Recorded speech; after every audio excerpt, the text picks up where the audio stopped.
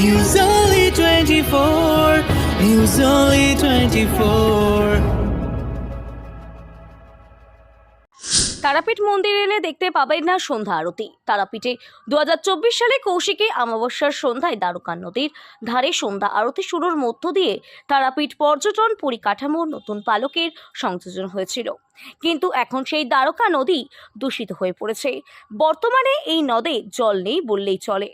জল ধরে রাখার জন্য ঢেক ড্যামের আবেদন জানানো হলেও সেটা কোনো এক কারণবশত বাস্তবায়িত হয়নি। আর এই কারণেই পুণ্যার্থী পর্যটকদের এলাকার স্থানীয় বাসিন্দাদের কাছে দ্বারকাদায় আরতি আকর্ষণ ধীরে ধীরে ফিকে হয়ে এসেছিল। অবশেষে তারাপীঠ দ্বারকা নদের পাড়ে নিত্য আরতি বন্ধ হয়ে গেল। তারাপীঠের মন্দির ছাড়া ঘুরতে যাওয়ার তেমন জায়গা না থাকায় পুণ্যার্থীদের আক্ষেপ ছিল বহুদিন থেকে। সেই কারণে প্রায় 5 বছর আগে তারাপীঠ রামপুরহাট উন্নয়ন পর্ষদের পক্ষ থেকে আনুমানিক প্রায় 8 কোটি টাকা খরচে দ্বারকার পশ্চিম পাড়ে 500 মিটার অংশ সাজিয়ে তোলা হয়েছিল। নদীর পাড় উঁচু করে ঢালাই দিয়ে বাঁধিয়ে পার্ক করে তোলা হয়, টাইলস বসানো হয়, রাস্তায় নিরিবিলি বসার জায়গা ও আলোর ব্যবস্থা করা হয়েছিল। এরপর 2024 সালে কৌশিকী অমাবস্যার দিন থেকে দ্বারকা নদের পাড়ে আরতি শুরু হয়। এতে পর্যটকদের কাছে তারাপীঠের আকর্ষণ বেড়ে যায়। বারাণসীর দশমেধ ঘাট বছরে 365 দিন আরতি হয়। সেই আদলেই দ্বারকা পাড়ে আরতি শুরু হয়।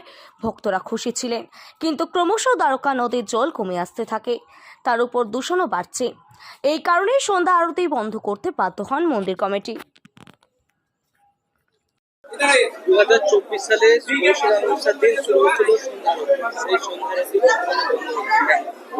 বন্ধ হওয়ার একদম সত্যি কথা বলতে গেলে মূল কারণ হচ্ছে ওখানে পুণ্যার্থীদের সমাগম না পাওয়া, এবং পুণ্যার্থীরা ওখানে না যাওয়ার পেছনে অনেকগুলো কারণ আছে। সে কারণগুলো সব থেকে বড় কারণ হচ্ছে ওইখানে পৌঁছানোর যে রাস্তা সেটা অনেকটা ঘুরে যেতে হয়। ব্রিজ থেকে নামার পর দ্বারকা নদীর ওপরে যে ব্রিজ আছে ওই ব্রিজ থেকে নেমে একবারে আটলার মোড় অব্দি যেতে হয়। ওখান থেকে আবার টার্ন নিয়ে ঘুরে তবে আরতির ওখানে যে যাওয়া যায়। তো এইটা একটা সব থেকে বড় অসুবিধা।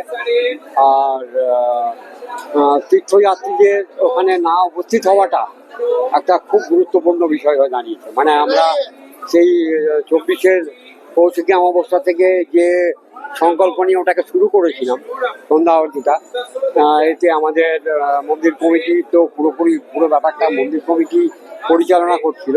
তবে এতে আমাদের মাননীয় জেলা শাসক বিধান রায় মহাশয়ের উদ্যোগও এখানে মানে উল্লেখযোগ্য। উনিও এই ব্যাপারে খুব আমাদেরকে সহযোগিতা করেছিলেন। তারপরে টিআরডিএ তারাপীঠ রামপুরহাট ডেভেলপমেন্ট অথরিটি ওখানে যে কনস্ট্রাকশন করে জায়গাটাকে একটা মানে পরিচ্ছন্ন রূপ দিয়েছে। পরিচ্ছন্ন রূপ দেওয়ার ফলে ওখানে বসার জায়গা, ইলেকট্রিসিটি, এই সমস্ত সুবিধে ওখানে দেওয়ার পরে আমরা সর্বতভাবে চেষ্টা করেছি যাতে এখানে আরতিটা চালু থাকে। তো এমনিতে আমাদের ওখানে প্রায় 25 জনের পুরোহিতের একটা টিম আমরা ওখানে দিয়েছিলাম মা সন্ধ্যা আরতি করার জন্য। রেগুলারলি 8 থেকে 10 জন মতো পুরোহিত ওখানে যেত, গিয়ে আরতি করতো সন্ধ্যা আরতি। কিন্তু পুণ্যার্থীর ওখানে ঘর হাজির থাকায় ওদেরও আরতির প্রতি যে একটা আকর্ষণ, তীর্থযাত্রী নেই, ফাঁকা নদীতে আরতি করা, এটা একটা বিষয় গেল, এটা বড় বিষয়। আর যেটা সব থেকে বড় কারণ হচ্ছে নদীর দূষণ। এই দ্বারকা নদী উত্তর বাহিনী বলে গঙ্গার সঙ্গে তুলনা করা হয় দ্বারকা নদীকে, শাস্ত্রের কথার উল্লেখ আছে। আর আমাদের ছোটবেলায় আমরা এই দ্বারকা নদীর জল আমাদের তারা মায়ের ভোগে, তারা মায়ের স্নানে, এমনকি আমাদের বাড়ির মহিলারাও দ্বারকা নদীর থেকেই জল এনে আমরা ওই জল পানীয় জল হিসেবে ব্যবহার করতাম। এবং আমাদের তো শৈশব নদীতেই কেটেছে, নদী এত সুন্দর ছিল। তো এখন নদীর যে অবস্থা আপনারা নিজের চোখেই দেখছেন, যত হোটেল লজের সমস্ত পলিউটেড দূষিত জল এসে নদীতে পড়ছে।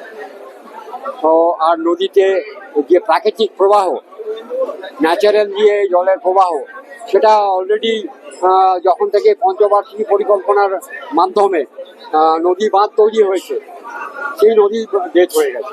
যে সমস্ত নদীর বাঁধ তৈরি হয়েছে সেই নদীর আর প্রাকৃতিক যে ফ্লো সেটা নেই, যার ফলে নদীতে জলই থাকে না। কোনো সময় ব্যারেজ থেকে সুইচ গেট খুলে জল দিলে তখন জল আসে, তাছাড়া নদীতে জলই থাকে না। তো আলটিমেটলি ওখানে দ্বারকা নদীতে এখন সব দূষিত জলই প্রবাহ হচ্ছে, স্রোতই নেই দ্বারকা নদীতে। তো এই কারণে পুণ্যার্থীরাও ওখানে যায় না, দ্বারকা নদীর অবস্থাটাও একটা কারণ। আর না, এটা আমরা যখন এই আরতিটা বন্ধ হলো, এটা আপনার একদম পারফেক্ট ডেট আমি অফিসে না গেলে বলতে পারবো না, তবে আমার যতটা মনে পড়ছে ডিসেম্বরের মাঝামাঝি সময়ে আরতিটা বন্ধ হয়ে যায়, ডিসেম্বর 2025-এ ওই সময় থেকে। এবার আগামী দিনে আমাদের ইচ্ছা আছে আমরা ওটা বন্ধ হয়ে যাক, এটা আমরা মোটেও চাই না। আমরা মন্দির কমিটির থেকে প্রায় 2 লাখ টাকার কাছাকাছি বা উপরে হবে আমরা প্রতি মাসে খরচা করতাম।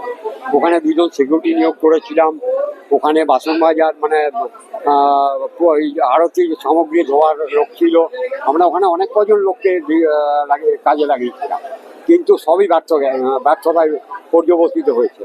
আর আমাদের উদ্দেশ্য আছে যে আবার ওখানে ওই জায়গাটাকে নদীর পলিউশন কমিয়ে ওইখানটাকে আবার যাতে আরতি আবার ফের শুরু করা যায়।